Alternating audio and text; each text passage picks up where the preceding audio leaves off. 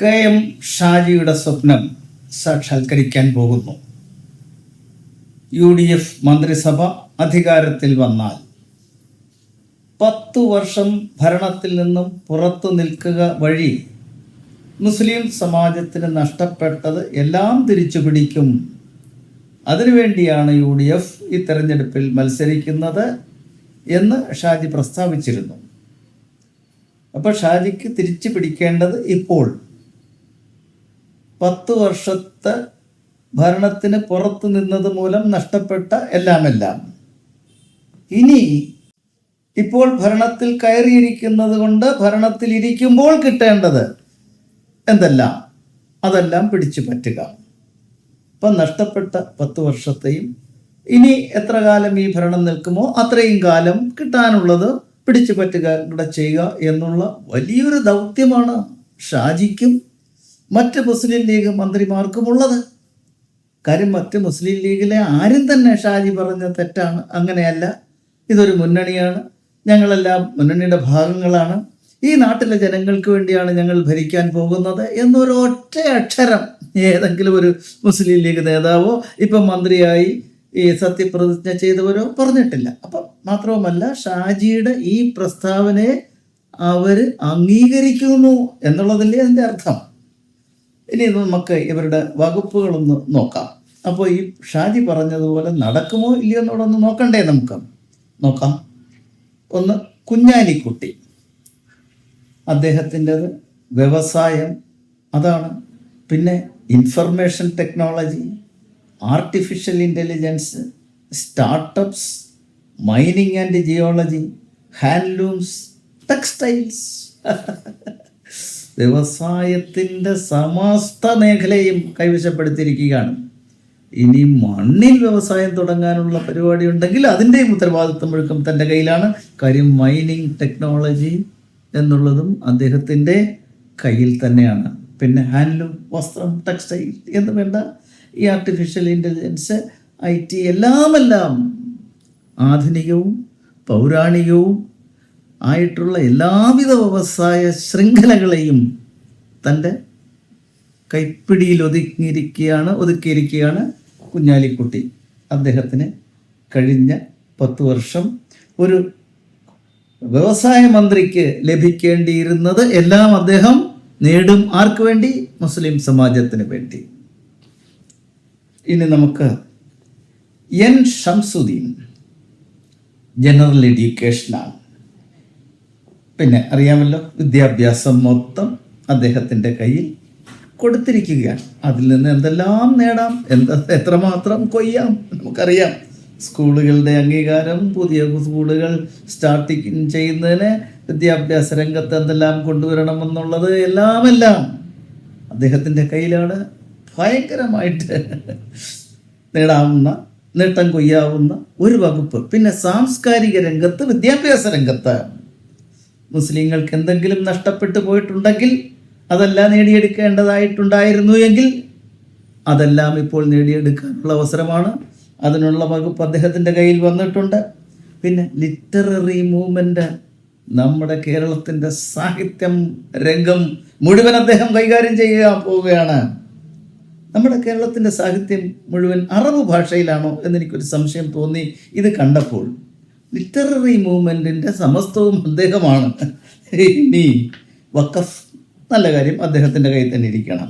ഹജ്ജ് pilgrims, അത് അദ്ദേഹം തന്നെ കൈകാര്യം ചെയ്യട്ടെ. പക്ഷെ ഒരു ചോദ്യം, ഒരു മതത്തിൻ്റെ മാത്രം തീർത്ഥാടനത്തിന് വകുപ്പോ?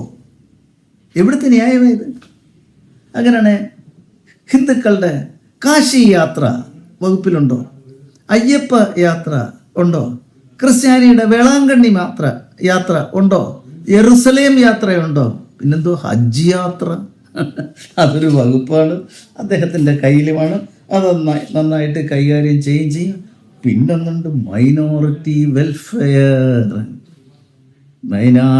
വെൽഫെയറിൻ്റെ പേരിൽ എന്തെല്ലാം നേടിയെടുക്കാമെന്നുള്ളത് അവർക്കറിയാം, നമുക്കറിയില്ല എങ്കിലും അതുമെല്ലാം കഴിഞ്ഞ 10 വർഷത്തെയും ഇനി തുടർ ഇപ്പോൾ ഇനി നടത്തുന്ന ഭരണത്തിലും നേടിയെടുക്കേണ്ടതെല്ലാം ആ രംഗത്തും അവർക്ക് നേടിയെടുക്കാൻ സാധിക്കും.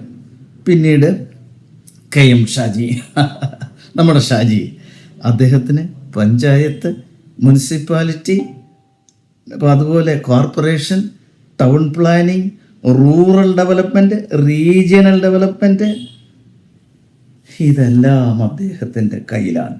അപ്പോൾ പഞ്ചായത്ത്, മുനിസിപ്പാലിറ്റി, കോർപ്പറേഷൻ, അതിൻ്റെ മൊത്തത്തിലുള്ള ഡെവലപ്മെൻറ്റ് ഇദ്ദേഹത്തിൻ്റെ കയ്യിലാണ്. അപ്പോൾ ആരുടെ ഡെവലപ്മെൻ്റ് ആയിരിക്കും നടക്കുന്നത്? പഞ്ചായത്തിൽ ആരുടെ ഡെവലപ്മെൻറ്റ് നടക്കും? മുനിസിപ്പാലിറ്റിയിൽ ആരുടെ ഡെവലപ്മെൻറ്റ് നടക്കും? കോർപ്പറേഷനിൽ ആരുടെ ഡെവലപ്മെൻറ്റ് നടക്കും? ഇപ്പോഴത്തെ ഡെവലപ്മെൻറ്റ് മാത്രം നോക്കിയാൽ പോരാ, കഴിഞ്ഞ 10 വർഷമായിട്ട് നഷ്ടപ്പെട്ടു പോയ ഡെവലപ്മെൻറ്റൂടെ നേടണം. അങ്ങനെയാണ് അതിനെ പറ്റിയ വകുപ്പ് ഷാജിക്കും കിട്ടിയിട്ടുണ്ട്. പിന്നെ PK ബഷീർ, പബ്ലിക് വർക്ക്സ്,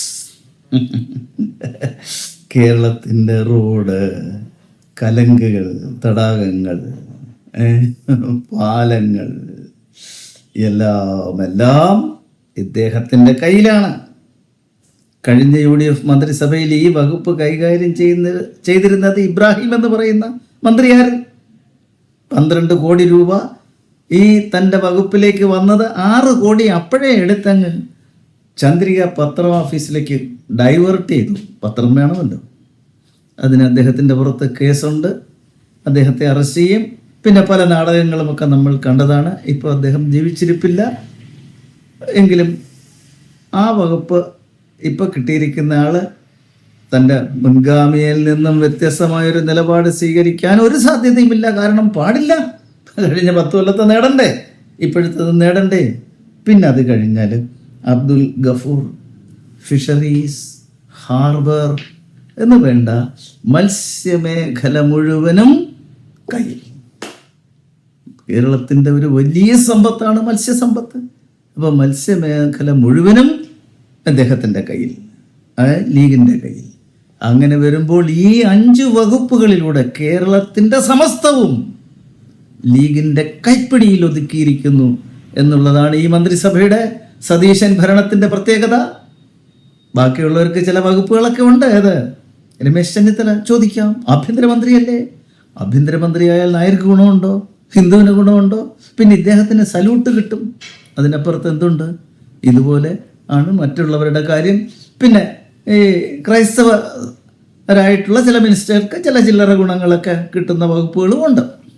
അല്ലാതെ മൊത്തത്തിൽ നോക്കുമ്പോൾ ഇതൊരു ലീഗ് ഭരണം എന്ന് പറയുമ്പോൾ ഇവിടെ എല്ലാവരും പറയുന്നത് പോലെ ജമായത്തെ ഇസ്ലാമി ഭരണം കേരളത്തിൽ നടക്കാൻ പോവുകയാണ്.